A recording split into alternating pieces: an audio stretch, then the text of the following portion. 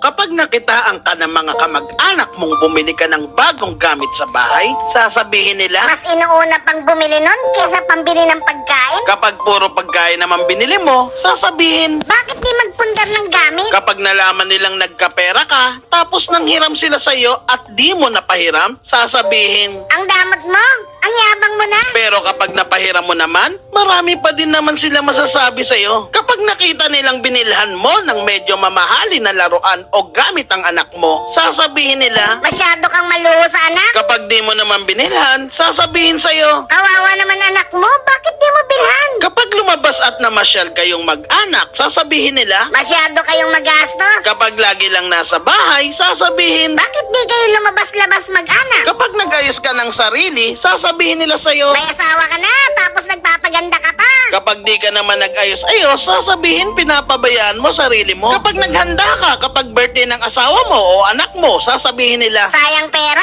pwede naman simpleng pagkain lang. kapag di ka naman naghanda, sasabihin, Tinitipid mo pamilya mo, may pera ka naman. Idol, nakakatawa talaga ang buhay ng tao. Lagi may side comments. Real talk yarn. Shing!